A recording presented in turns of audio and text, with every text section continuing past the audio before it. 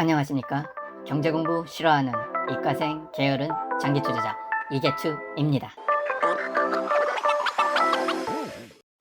지수 신고가인데 추가 적립 가능할까요? 자, 오늘은 그 보글헤드 포럼에서 이와 같은 이제 그 링크에 올라온 글에 대해서 서로가 이야기를 나눴기에 제가 한번 이 글을 요약을 하고 설명을 하겠습니다. 그리고 나아가서 우리 개투님들은 어떻게 해야 될지, 저도 어떻게 마음을 가져야 될지에 대해서 말씀드리겠습니다. 자, 이거의 이제 요약을 먼저 말씀을 드리고 갈게요. 자, 요약은 거래일 중 5%는 신고가를 갱신한다고 합니다. 그래서 이거를 또 다시 한번 풀어서 설명하면 20거래일 중 하루 5%가 되겠죠. 20거래일에 하루는 5%죠. 신고가를 갱신합니다. 이게 1928년부터 이제 데이터를 쭉 구해본 거예요. 자, 그러면은 요 말은 또 뭡니까? 20거래일 중 하루면 한 달이죠. 네, 한 달에 한 번. 물론 이거는 이 데이터는 S&P 500을 기준으로 한 겁니다. 그거 참고하시고요. 지수를 기준으로 한 거고요. 그래서 한 달에 한 번은 신고가를 갱신을 한다고 합니다. 그 다음에 이 신고가에서 마이너스 5% 하락, 신고가에서 이렇게 더 올라가면 신고가 갱신이 되겠죠. 그러니까 위로 5%는 아니고요. 마이너스 5% 이내 시간으로 따지면 40%가 된대요. 그럼 위에 대입을 해보면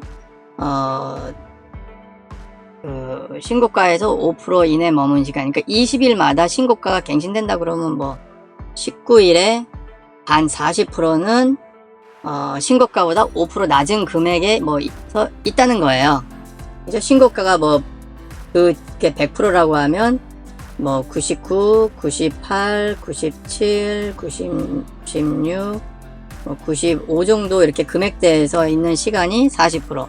그 다음에 종가 기준으로 했을 때 마이너스 10% 이내의 기간이 또 반, 54%. 이거는 뭐 신고가가 100%였으면 90%, 100에서 90 사이 금액, 그죠? 한 10% 이내 떨어진 거죠. 이게 한 반 정도고, 그러면 반대로 하면 나머지 반은 이 금액을 넘어선 거예요. 그러니까 예를 들어서 그래프가 이렇게 그려지고 신고가를 찍었어요. 그러면 신고가 그 금액의 그 90%에서 이렇게 왔다 갔다 하는 게 뭐 54%, 그 다음에 10% 이상, 여기가 이제 10% 정도 더 하락이라고 치면 이 밑에서 이렇게 노는 게 또 46%, 반이란 얘기죠. 이거는 좀 굉장히 좀 애매한 말이에요. 그러니까 뭐 데이터는 뽑긴 뽑았는데 뭐 데이터가 그렇게 나온 건데요. 데이터를 한번 보시면서 한 번 더 설명을 드려보겠습니다. 네, 데이터가 이렇게 나와서 뭐 이렇게 했는데 말이 어렵습니다. 그리고 이게 조금 되게 헷갈리는 부분이 될 수가 있습니다. 자, 그래프를 보시면 S&P 500이고요. 요거는 이제 2013년부터 19년까지 카운팅을 해봤대요. 그러니까 신고가, 올타임 하이가 신고가인데요. 신고가 횟수입니다. 그래서 2013년엔 45회, 53회, 15년에는 10회밖에 안 되고요. 그 다음에 18회, 62회, 18회 때 얼핏 봐도 뭐 2017년은 계속 신고가 때렸네요. 자, 아까 위에서 봤을 때 영업일 20일이면 이게 한 달이잖아요. 월화수목금 해갖고 4주 하면 한 달이거든요. 네. 근데 지금 이거 여기서 이제 한 번 하루 정도가, 아까 보면은 하루 정도가 이제 신고가인데 지금 2017년은 엄청나죠. 자, 20일이라 그러면 이게 12달이면 얼마예요? 200일, 240일. 근데 공휴일 빼면 뭐 200일이라고 치면, 그죠? 공휴일 빼고 뭐 해서 200일, 한 달에 200일 그 주가 주식 시장이 열린다고 치면 와, 62일이 그러면 거의 63, 18, 뭐 7일, 73, 20일, 그쵸? 7일 영업일. 그러니까 뭐 2주에 한 번 정도 계속 신고가를 때린 겁니다. 이거는 엄청난 거죠. 예, 이건 뭐 엄청난 강세장. 그리고 대부분은 이제 20번 정도, 1년에 20번 정도. 그러면 이거 뭐 나누기 하면은 200 영업일이니까 20일에 한 번 정도라고 이렇게 나올 수가 있습니다. 자, 제가 이거 신고가 계산을 어떻게 하는지 궁금해서 직접 한번 카운팅을 해보려고 2015년 그래프 10번만 세면 되잖아요. 그죠? 신고가 10번만 세면 되니까 한번 해봤어요. 그래서 이거는, 자, 이쪽 보시면 2015년, 그 다음에 여기가 이제 2015년입니다. 그 다음에 이쪽 보시면 2016년, 여기 어디가 2016년이에요. 이거 보시면 이제 신고가를 제가 한번 카운팅 해볼까요? 신고가가 뭔지. 자, 일단 이쪽이니까 여기를 뚫어야 되죠. 그러니까 여기 뚫으면 이제 여기 뭐 몇 개 이제 나옵니다. 여기서 뚫었죠. 몇 개 나오고. 그러면 이제 여기서 쭉 보면 뭐 요점이 이제 신고가일 테고, 여기서 쭉 보면 요거보다 높는 거 요거죠. 그 다음에 이제 이거 다 이하예요. 여기는. 그러니까 이게 지금 며칠이에요? 1, 2, 3, 4, 5월 달이에요. 그러니까 5월 달에 제일 높은 값을 찍고 그 다음부터는 신고가 갱신을 못하고 있습니다. 이 영역에서는. 그죠? 신고가를 못해. 그러니까 10번인 거예요. 2015년에 신고가. 그러니까 이런 것도 지금 신고가, 날마다 신고가 갱신이 되는 영역도 있어요. 이렇게. 이것도 신고가 갱신이라고 치더라고요. 그래서 이 전고점을 뚫는 이 점이 또 신고가. 그래서 이 카운팅은 그렇게 된다는 거 아시겠죠? 그래서 이 데이터가 좀 숫자적으로는 다 맞는 데이터인데 상황적으로는 조금 생각해야 될 부분도 많고요. 그 숫자 가지고는 말은 되는데 전체적으로 우리가 여기서 통계를 어떤 걸 뭘 잡아서 힌트를 얻기에는 조금 애매한 부분이 있어요. 이것도 마찬가지잖아요. 이 지금 7개월 동안 이런 식으로 나오면 7개월 동안 그 밑에 있다는 얘기예요. 근데 장시간 그 카운팅을 해보면 20거래일 중에 하루, 그러니까 한 달에 한 번은 신고가가 나오는데, 한 달에 한 번은. 근데 실제 데이터를 보면 7개월 동안 신고가가 안 나올 수도 있다는 얘기입니다. 자, 그 다음에 이 그래프를 보시면은요, 이거는 이제 그 S&P 500의 신고가인데요. 디케이드, 그러니까 10년 단위로 잘라본 거예요. 자, 1930년이랑 40년도에는 신고가가 없어요. 이때 뭐 대공황 있고 뭐 이러겠죠. 2차 세계대전 뭐 이래갖고 그 1920년대 찍은 신고가를 돌파를 못했다는 얘기입니다. 그 다음에 50년도는 141회, 60년은 224회. 이것도 이제 그죠? 200. 그 다음 70년도는 여기 이제 뭐 5일 파동이 있었나요? 그래서 35회밖에 안 돼요. 10년 동안 그렇다는 얘기예요. 자, 그 다음에 190회, 90년도는 310회, 2000년도, 이때는 그 2008년 리먼 사태도 있고요. 그 다음에 여기는 이제 유럽 경제위기는 2012는 이쪽에 들어가긴 하겠네요. 그래도 2010년도는 그래도 225회. 이거 그 10으로 나누면 그죠? 22회지요. 그죠? 이게 바로 평균이 지금 20회 정도 된다고 봐요. 1년에 1년에 20회. 그러면 1회, 한 달, 원먼스에 1회 정도의 신고가가 나온다고 합니다. 자, 그래서 이 기사에서는 이제 이런 식으로 이제 해석이 되고요.